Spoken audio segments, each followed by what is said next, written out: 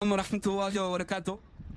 دیکھیے جہاں تک شب برات سے متعلق یعنی 15ویں شعبان کی رات سے متعلق اور اس کے دن کا روزے سے متعلق جو احادیث ہمیں ملتی ہے وہ کمزور اور ضعیف درجے کی ہے سند کے اعتبار سے. سند کس کو بولتے ہیں؟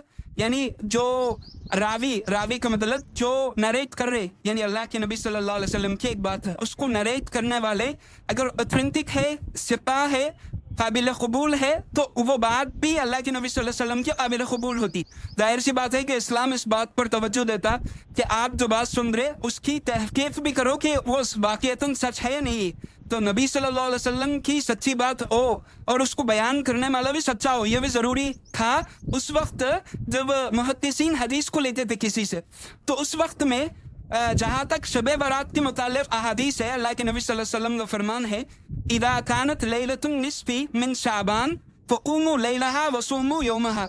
ٹھیک ہے, اللہ کے نبی نے فرمایا. اب یہ حدیث تو ضعیف ہے لیکن بہت سے حدیث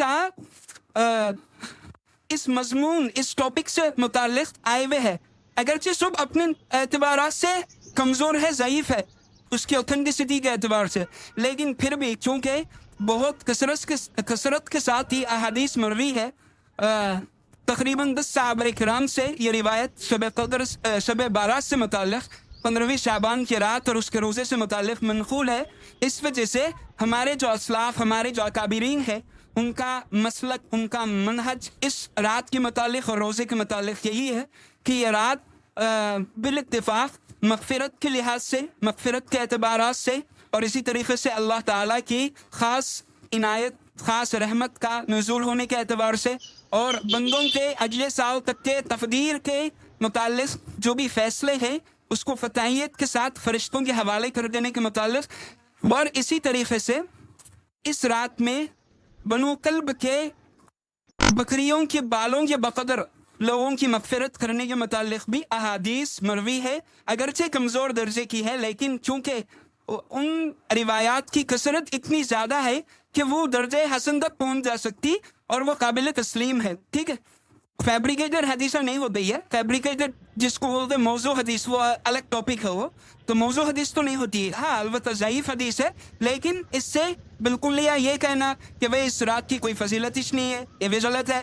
اور اس رات کی فضیلت کو اتنا بڑھا دینا کہ شب قدر سے بھی اور ہائی لیول پہ لے کے چلے آ رہے اس کو یہ کرنا وہ کرنا غسل دینا یہ کرنا یہ سب کچھ بھی نہیں ہے. ہم بات آئی ہے بھائی آپ کو غسل اگر واقعہ نیچرلی لینا دل بول رہا تو لے لو میں لینا دل بول رہا کوئی مسئلہ نہیں ہے.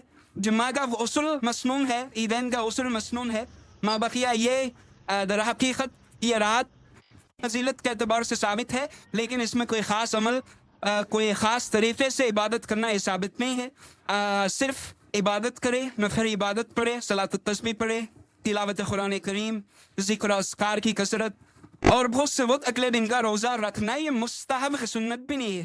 کیوں؟ اس وجہ سے کہ حدیث ضعیف ہے اس وجہ سے اس کا جو مسئلہ نکلتا وہ اتنا اوتھینٹک نہیں رہتا کہ سنت واجب فرض کے برابر. تو اس وجہ سے یہ اس کا روزہ رہنا مستحب ہے اگر رکھے ثواب نہیں رکھے کوئی مسئلہ نہیں ہے. جو نہیں رکھ رہا اس کو ملامت بھی نہیں کر سکتے. Hope you have understood.